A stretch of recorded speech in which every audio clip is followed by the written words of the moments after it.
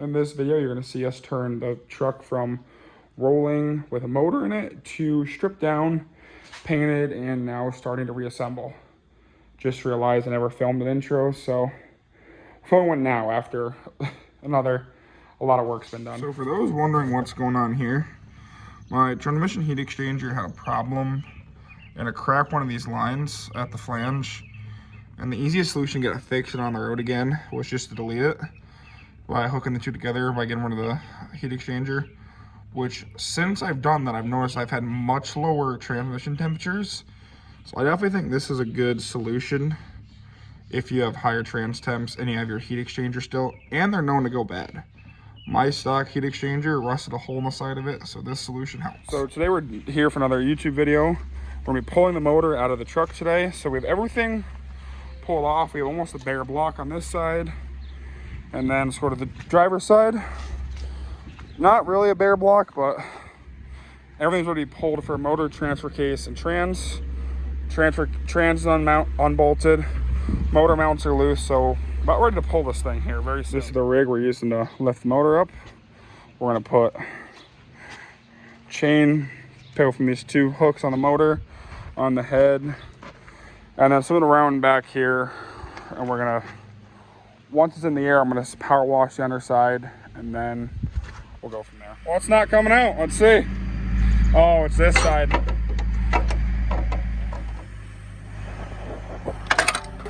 You broke it, but it's out. Hold on. Let's make sure we're clear. I think. Yeah, that power steering line right there would kind of. Which one? No. Well, this one? No, that one. This one? She was barely in. You're fine. Lift up. We're up.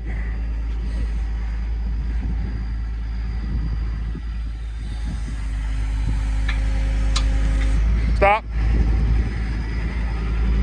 Testing the tensile strength. Yeah, right.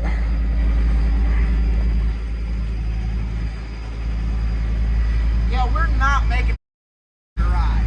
We'll figure it out. Go up. What? Go up. Or pull out.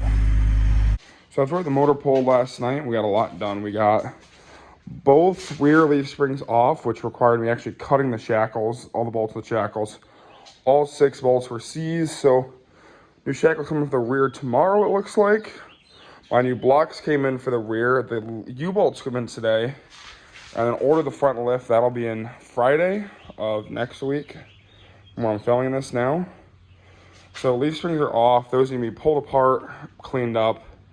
We're trying to decide between we powder coat everything now or wait until the winter time. I think we're gonna wait till the winter time because I think by the end of this week, this thing should be rolling again. Between painting the axles front and rear, everything else we need to do, I think it's very feasible to be rolling this week, which means motor can go back in this week and the motor can get pulled apart, a little bit we need to pull apart in the motor. And that's all getting powder coated by us. Me and my friends are gonna powder coat this so we don't have to send this out. So after that's powder coated, or after the motor is back, after this is painted, which hopefully this is Memorial Day weekend, this is Friday.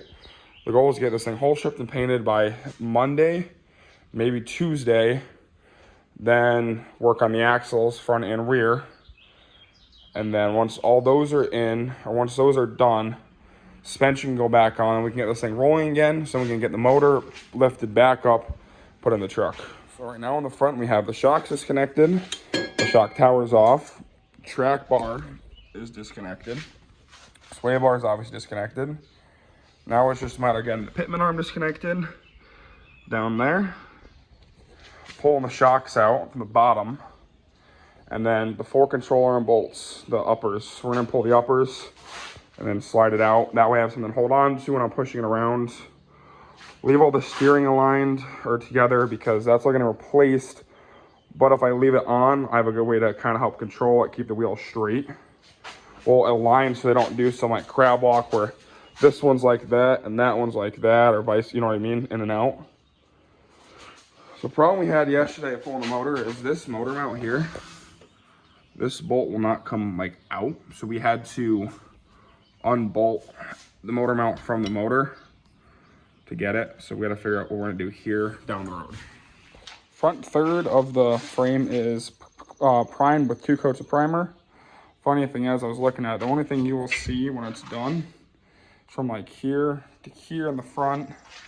That's about it. That is all you will see of the frame once it's all done. So it's kind of, what I tell people, it's kind of pointless to powder coat a frame because you really just don't see any of it.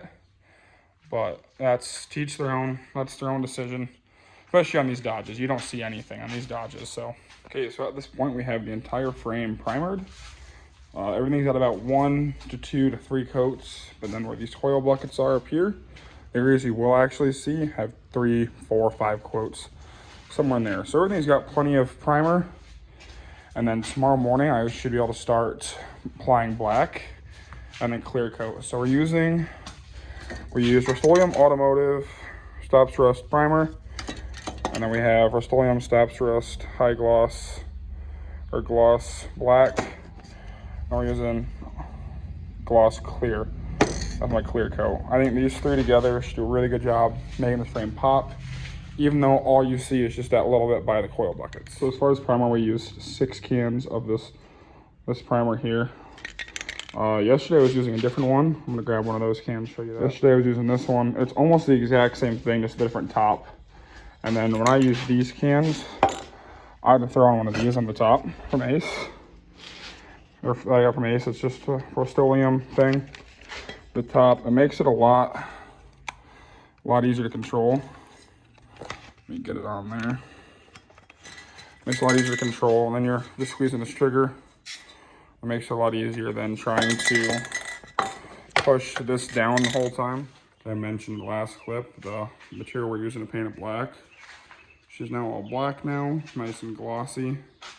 Super pumped with how that gloss black came down.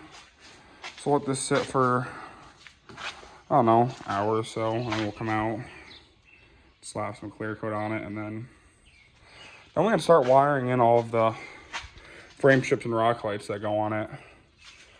And then we gotta figure out when we can go down and Buddy's house and sandblast the leaf springs and all the other stuff that we're going to be painting the colors of the truck.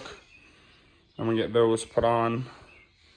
So then we get the axles put back in once they get painted. They're not in bad shape, but they definitely need a good clean paint. Truck frame came out absolutely killer. You can really see that gloss, that shine going. So right now, today's Memorial Day, so it's Monday. Tomorrow I'll probably start putting all my frame strips and rock lights on, getting all mocked up, and then probably start wiring it. And then after that, this week, we also need to get the front rear axles stripped as far as what needs to be sandblasted and painted. And maybe we can get those at my buddy's house. A sandblaster, so that can all be sandblasted, and then we gotta get paint for them. Those will be, all the suspension will be the same color as the truck, the two-tone of the truck is gonna be. So we're not gonna be showing the colors. Those will all be, all the color shots will be in black and white. That way you don't see the color we choose. So this is officially the end of the teardown video. I'm gonna start working on the next video now, which will be the first part of rebuilding the truck. So we're gonna start by getting ready for that. Welcome back to part 1 of building now the second gen, which will be one of the nice second gens out here is the goal. So frame's officially painted. I was in the last video, which is out now. Today we're gonna start getting frame strips that was made in the first video assembled or put on the truck and get ready for wiring on those. Fuel lines come in tomorrow. So tomorrow we're gonna start running the fuel line, but we gotta mount the air dog, and then we can start mounting all of my brake lines on the truck. We got fuel return line from the head in for a brake line in. Just gotta neaten all that up.